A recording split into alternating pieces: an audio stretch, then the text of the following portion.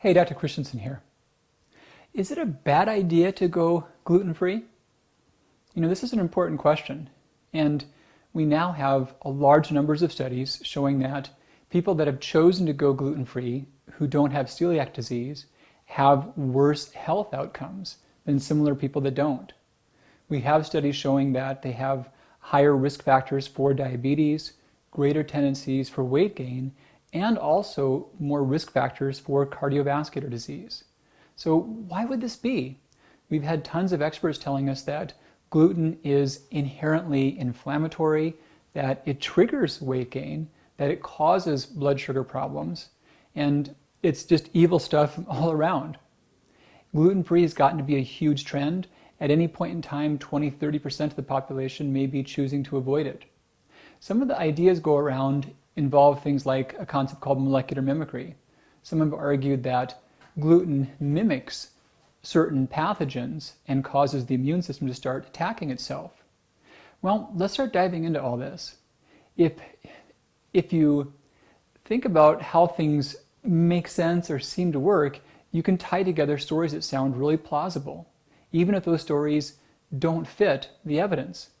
An extreme example of this would be like the Just So stories. My mom, I had a book of Rudyard Kipling Just So stories, and she used to read these to me all the time. I love them. One of my favorites was The Baby Elephant. And in the story, how the elephant got its trunk, how the baby elephant got its trunk. And in the story, the elephant had a mere smear of a nose that was kind of like a boot. And he had these rhyming poetic phrases with it. And it was not at all useful. And there's a lot of things the elephant couldn't do because of this big boot on the end of its head. And it was curious about, the baby elephant was horribly curious about everything. And one day it was curious about what the crocodile had for breakfast. So he went down to ask the crocodile. Well, crocodile grabbed him by the nose, tried pulling him in the water, and the elephant fought. And in the battle, the nose got all stretched out. And the elephant got away and found all kinds of useful things it could do with its nose. It could, trumpet and drink and breathe, and it was really handy.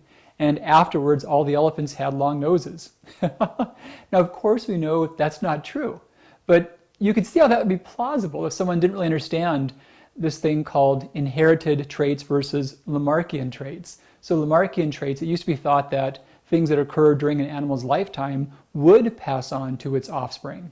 We know that they do not. But without that understanding, you could think, maybe that thing got stretched out and now elephants got long trunks. So I call them Just So stories. And you can make cases to where, yes, gluten in petri dishes mixed with human gut lining cells, it can cause damage. So many have looked at that and said, oh wow, if that's the case, then gluten must cause leaky gut. And we know there's some tie between leaky gut and autoimmunity, so therefore gluten must cause autoimmunity. And then others speculated that gluten must act via molecular mimicry. Well, for quite a while, I thought that if someone did, I wasn't convinced, but I thought that it was probably a harmless distraction. My thought was that if someone did go gluten-free, they're probably going to cut down on their processed food intake.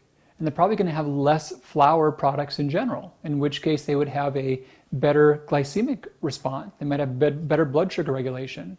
So even though I wasn't convinced that gluten was innately harmful, I thought that most people that did go gluten-free would have net positive effects upon their diet and possibly net positive effects upon their health. Well, once gluten-free got a lot of traction, the studies started rolling in. And the first ones were on obesity.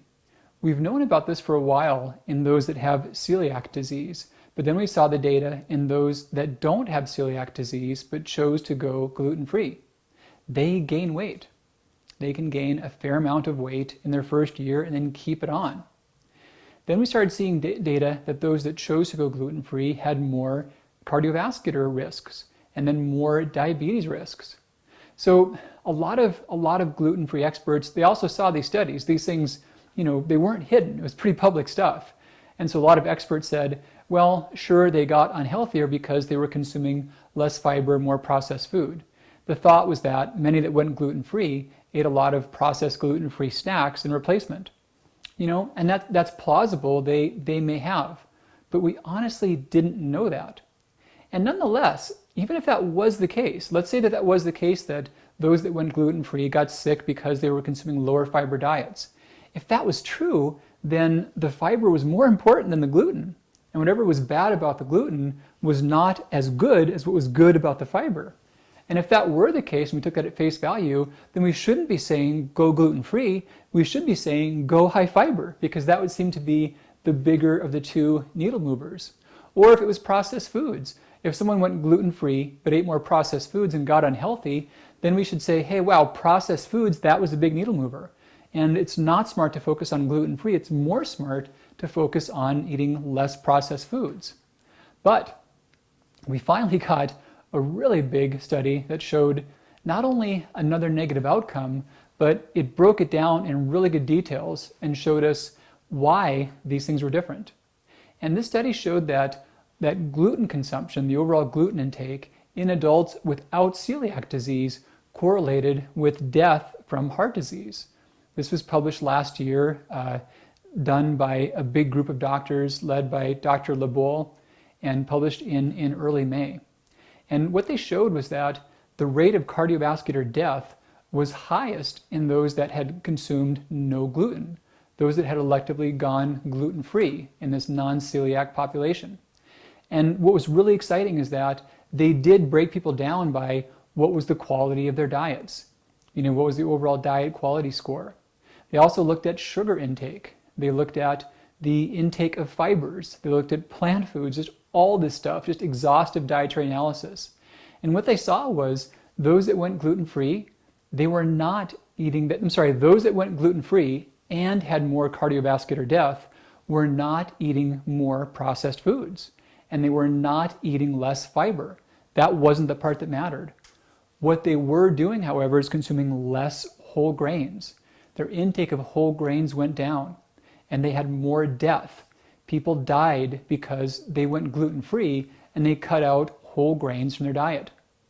So when it was first gluten-free as a fad, and I thought that people might have been eating better diets because of it, I didn't feel as much of a need to speak out. But now it's been really about going grain-free. So people across the board are arguing that grains are just bad things, that grains cause autoimmune disease, that grains cause weight gain. None of this stuff is documented. The evidence about whole grains and their effect upon human health, it's all there. We've got mountains of data and it's consistent. Whole grains correlate with less body weight, lower rates of diabetes, lower rates of most cancers, lower rates of cardiovascular death, lower rates of premature death. And this study completely bore that out. If someone does go gluten-free and they drop their whole grain intake, they will have more cardiovascular death than if they did not. So the message seems clear that whole grains are important. And please do not feel that you need to go grain-free for various reasons. The idea about there's a lot of positive messages in recent dietary trends about getting quality protein, getting lots of veggies, but the message about grains being harmful is just not in alignment with our current evidence. So what if you've got thyroid disease? Doesn't gluten raise thyroid antibodies? Well, what does the evidence say?